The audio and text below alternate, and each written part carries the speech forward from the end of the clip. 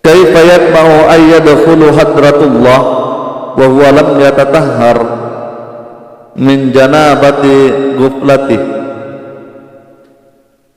Bagaimana akan dapat masuk menjumpai Allah padahal ia belum bersih daripada kelalaian. Nah, hadirin wal hadirat yang dirahmati Allah Subhanahu wa taala. Jadi yang perlu digarisbawahi di sini yaitu adalah bagaimana orientasi kita itu adalah berjumpa dengan Allah Subhanahu wa taala. Sebagaimana firman-Nya, "Faman kana yarju liqa'a rabbih falyamal amalan shalihan."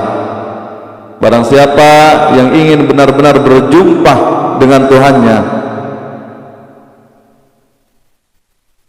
liqa'a rabbih, barang siapa yang ingin benar-benar berjumpa dengan Tuhannya, falyamal amalan shalihan, maka hendaknya dia beramal saleh. Nah, hadirin wal hadirat yang dirahmati Allah Subhanahu wa taala, itu yang menjadi tujuan manusia kan perjumpaan. Di dalam kehidupan ini mau kemana sih? Ya, manusia itu tujuannya kan dari Allah, kemudian mau kembali kepada Allah. Sebagaimana video sebelumnya bahwasanya manusia itu sudah pernah berjumpa dengan Allah, sudah pernah bersaksi dengan Allah Subhanahu wa taala. Nah, yang sekarang ingin lagi berjumpa dengan Allah Subhanahu, karena di situ punya kenikmatannya, punya kenikmatan dan kenikmatan yang kekal dan langgeng selama-lamanya. Nah, hadirin yang dirahmati Allah Subhanahu wa taala, akan tetapi kata Syekh Athaillah Sakandari, bagaimana dia akan berjumpa kepada Allah sedangkan hatimu yaitu adalah sering lalai kepada Allah Subhanahu wa taala. Lalu bagaimana mereka orang yang tidak lalai di dalam setiap pandangannya, dia tidak pernah melihat selain Allah, dia tidak pernah didengar selain Allah, dia tidak pernah mengucap selain dengan Allah. Itulah orang yang tidak pernah lalai. Dari mana itu awalnya? Yaitu adalah daripada hembusan keluar masuknya napas manusia. Karenanya kalau sudah lalai satu detik di dalam detak jantungnya manusia, maka dia tetap dalam keadaan ghaflah. Maka itu diingatkan oleh Allah Subhanahu wa taala pada saat surat Al-A'raf, ya, ayat yang ke-72, akhir ayat itu yaitu antaquluna yaumal qiyamati qalu an hadza ghafilin. Ya, agar di hari kiamat kamu tidak mengatakan, ya Allah, sesungguhnya kami termasuk orang-orang yang ghaflah. Ya. Namun nyatanya banyak mereka-mereka yang ghaflah, ulaika humul ghafilun, ulaika humul ghafilin. Demikianlah orang-orang yang hatinya lalai. Nah, hadirin yang dirahmati Allah Subhanahu wa taala, karena bagaimana senantiasa kita muqarabah, senantiasa awas, ya, menjaga keluar masuknya napas kita, menjaga pandangan kita, menjaga pendengaran kita, menjaga lisan kita, menjaga seluruh anggota lahir dan batin kita yang dirasa hanya Allah Subhanahu wa taala. Selama kita tidak bisa menutup ini semuanya, tidak bisa menjaga mata kita, kita tidak akan bisa berjumpa dengan Allah Subhanahu wa taala. Selama kita tidak bisa menjaga telinga kita, pendengaran kita, lisan kita, kita tidak akan bisa berjumpa dengan Allah.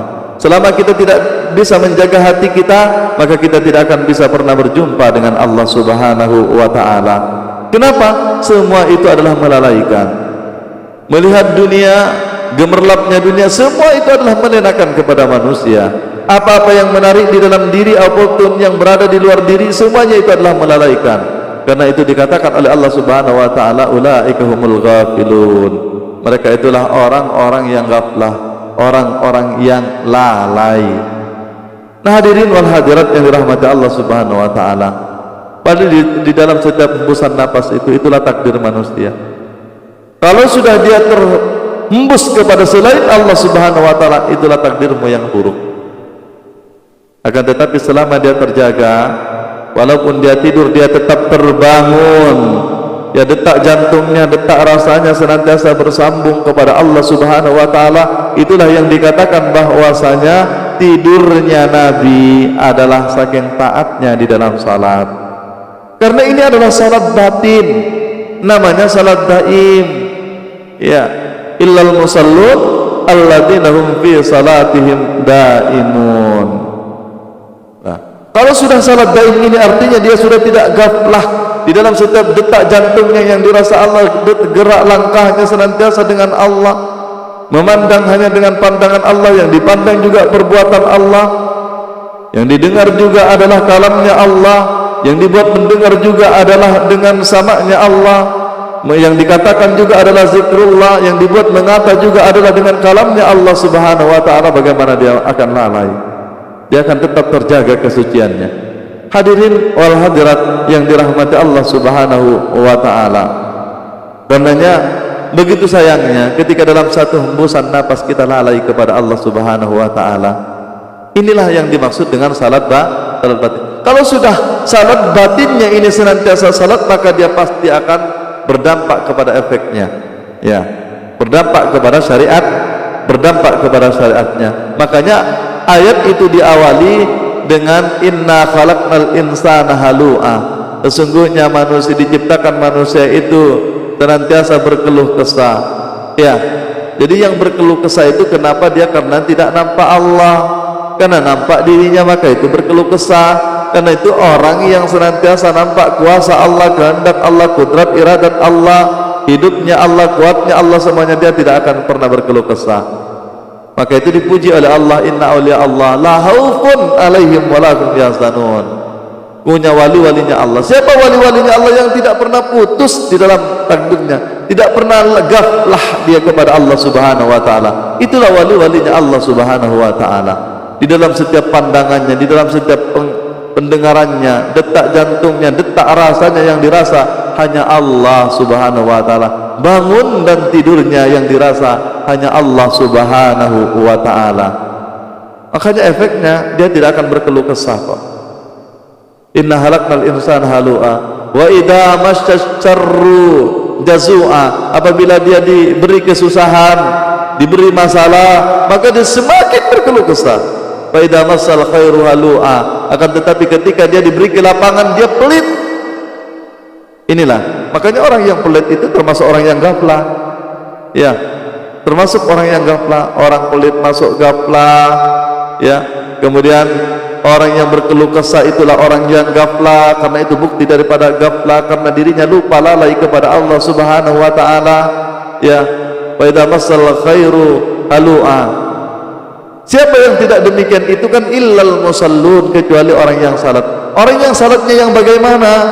Illal musallun alladzina hum fi salatihim daimun, ialah orang yang salatnya daim, salatnya berkekalan. Makanya kalau salat yang 5 waktu itu kita bermauqut, ada waktunya, ada duhurnya, ada asarnya, ada mauridnya. Tapi apakah kita mau ghaflah di dalam 24 jam? Itu adalah salat daim, namanya dia tidak pernah putus musyahadahnya kepada Allah subhanahu wa ta'ala. Jadi kalau salat daim, kalau salat batin tidak ada waktunya 24 jam, ya. Akan tetapi kalau salat syariat ada waktu, ada waktunya. Semuanya sama-sama tajallinya Allah subhanahu wa ta'ala. Dalam salat batin bahwasanya Allah tidak pernah lepas daripada tajalli, ya. Di dalam salat 5 waktu itulah kenyataan tajallinya Allah subhanahu wa ta'ala di dalam 5 waktu. Itu menunjukkan apa? Karena kelalaian manusia di dalam 24 jam, maka itu sengaja Allah subhanahu wa ta'ala menyediakan, yaitu adalah salat yang 5 waktu. Hadirin wal hadirat yang dirahmati Allah subhanahu wa ta'ala, maka itu selama kita berada di dalam kelalaian, kita tidak akan bisa berjumpa dengan Allah subhanahu wa ta'ala, ya. Karena itu perjumpaan dengan Allah yaitu adalah amalannya, amalan ma'rifat. Maka itu payah kalau orang yang enggak kenal kepada Allah subhanahu wa ta'ala. Pasti dia senantiasa dalam keadaan gaflah, dalam keadaan lalai. Bahkan kelalaian itu jauh lalai, sampai dia menyepelekan syariat, sampai dia meninggalkan syariat, bahkan sampai dia melanggar syariat. Itulah kelalaian yang luar biasa. Hadirin yang dirahmati Allah subhanahu wa ta'ala. Padahal ketika hakikat dia pegang, hakikat dia amalkan, artinya dengan amalan tauhid, amalan tauhidul ma'rifat, maka dia akan dijaga oleh Allah subhanahu wa ta'ala. Karena Allah lah yang maha penjaga. Karena dia berlindung kepada Allah subhanahu wa ta'ala, maka Allah lah yang melindungi. Maka di dalam setiap hembusan napasnya, di dalam setiap hembusan rasanya, yang dirasa hanya Allah subhanahu wa ta'ala, maka dia langgeng di dalam surga Allah subhanahu wa ta'ala, berkekalan di dalam surganya Allah subhanahu wa ta'ala. Mudah-mudahan Allah berikan itu kepada kita semuanya. Amin Allahumma amin, Allahumma amin. Mudah-mudahan apa yang dirasakan oleh para wali-walinya Allah Subhanahu wa taala diberikan juga kepada kita. Amin Allahumma amin. Wallahu a'lam.